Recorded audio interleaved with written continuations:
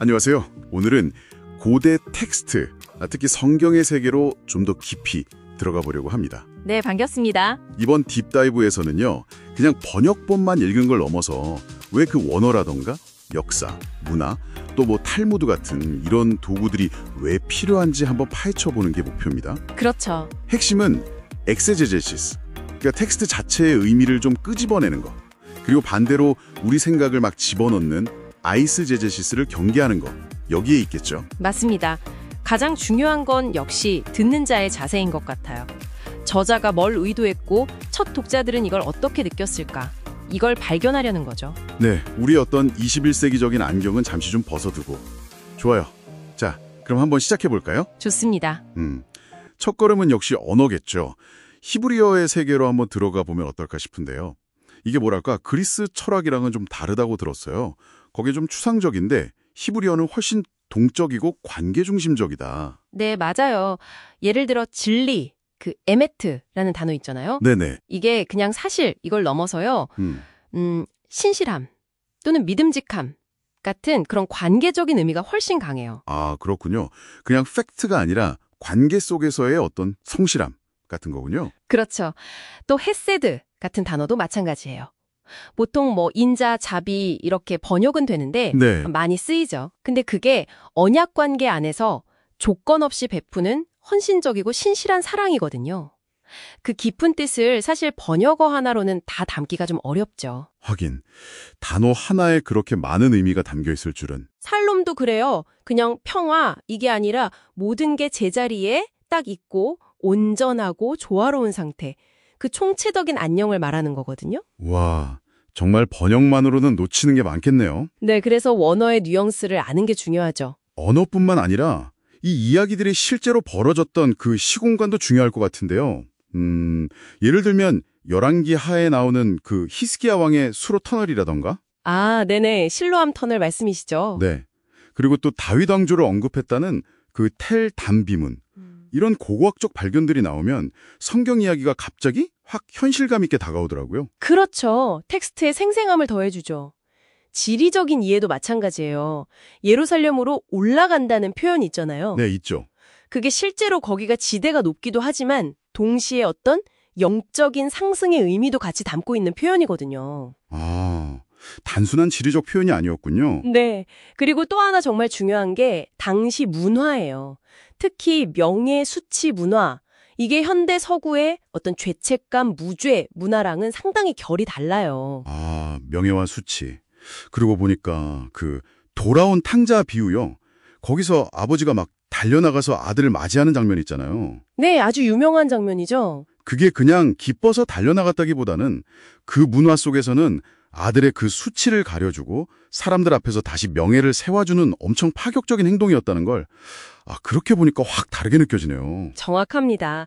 그 문화 코드를 모르면 아버지 사랑의 그 파격성, 그 깊이를 온전히 이해하기가 어려워요. 와, 그렇군요. 자, 그럼 이제 탈무드 얘기도 좀 해볼까요? 이게 그냥 유대교 율법책 아닌가 하고 생각하기 쉬운데 좀 다른가 보죠. 네, 훨씬 그 이상이죠. 탈무드는 성경을 가지고 자, 이걸 어떻게 우리 삶에서 살아낼 거냐 이 질문에 대해서 수백 년 동안 유대 현자들이 치열하게 토론하고 논쟁한 기록이에요.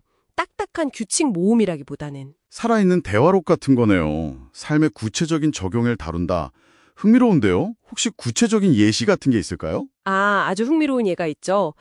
그 유명한 구절, 눈은 눈으로, 이는 이로. 아시죠? 네, 동해보복법이라고 알고 있죠. 좀 무섭게 느껴지기도 하고요. 근데 놀랍게도요. 탈무드는 이 구절을 단 한 번도 문자 그대로 신체 보복으로 해석한 적이 없어요. 네, 정말요? 그럼 어떻게 해석했나요? 오히려 왜 이게 공정한 금전적 배상이어야만 하는지를 굉장히 논리적으로 파고들어요. 예를 들면 이런 질문을 던지는 거죠. 만약에 외눈박이에 하나 남은 눈을 멀게 한 사람이랑 두 눈 다 가진 사람의 눈 하나를 멀게 한 사람이랑 똑같이 눈으로 감은 게 이게 과연 공평한 거냐? 와, 생각지도 못한 질문이네요. 그렇게 물으니 정말 공평하지 않은데요. 그렇죠. 그러니까 탈무드는 이 법의 진짜 정신은 복수가 아니라 정의로운 회복에 있다고 본 거예요. 그래서 손해본 거, 뭐 상해 입은 거, 고통, 치료비, 일보탄 손실, 심지어 수치심까지 이 5가지 기준을 딱 정해서 돈으로 배상하라고 구체적으로 제시해요. 와, 5가지 기준까지 굉장히 정교하네요. 우리가 그냥 피상적으로 알던 거랑은 완전 다른데요? 네, 이런 걸 알면 구약 율법에 대한 오해도 좀 풀리죠. 그리고 또 중요한 게 예수님 시대에 힐레락파랑 샴마이학파가 있었잖아요. 이들 사이에 유명한 논쟁들, 예를 들면 이혼에 관한 견해 차이 같은 것들. 아, 들어본 것 같아요. 좀 더 자유로운 해석이랑 엄격한 해석이랑. 네, 맞아요. 그런 배경을 알면 신약에서 예수님이 하신 말씀들, 예를 들어 마태복음에서 이혼에 대해 말씀하실 때 음행한 이유 외에는 안 된다고 하신 게 당시 어떤 특정 입장을 염두에 두고 결혼의 본래 의미를 강조하신 건지 그 의도가 훨씬 더 선명하게 보이죠. 아하. 그러니까 탈무드나 당시 랍비들의 논증을 아는 게 신약 이해에도 직접적으로 도움이 되는군요. 그럼요. 탈무드는 또 되게 재밌는 게 막 한 가지 정답만 고집하지 않아요.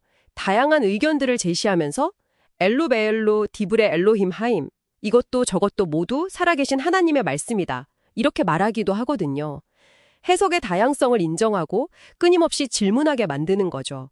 극단적인 해석을 막는 지혜랄까요? 정말 그렇네요. 결국 이 모든 도구들, 그러니까 원어, 역사, 문화, 탈무드 이런 것들이 다 모여서 성경이라는 하나의 거대한 교향곡을 제대로 감상하게 해주는 것 같아요. 그냥 피아노 독주곡으로 듣는 게 아니라 전체 오케스트라의 풍성한 하모니로 듣는 느낌이랄까요? 아주 멋진 비유입니다.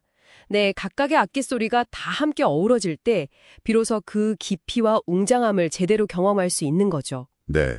오늘 이 딥다이브가 당신의 성경 읽기에 좀 새로운 차원을 더하는 그런 계기가 되었으면 좋겠습니다. 저도 그러길 바랍니다. 자, 그럼 마지막으로 청취자분들께 생각해 볼 만한 질문 하나 던져볼까요? 네, 좋습니다. 우리가 오늘 성경을 이해하기 위해 살펴본 이런 다층적인 접근법 있잖아요. 이걸 혹시 당신의 삶에서 중요하게 여기는 다른 텍스트, 뭐 책이든 영화든 아니면 우리가 요즘 마주하는 복잡한 사회 문제들을 이해하는 데 한번 적용해 본다면 어쩌면 이전에는 보지 못했던 어떤 새로운 통찰을 얻게 되지 않을까요? 한번 생각해 보시면 좋겠습니다.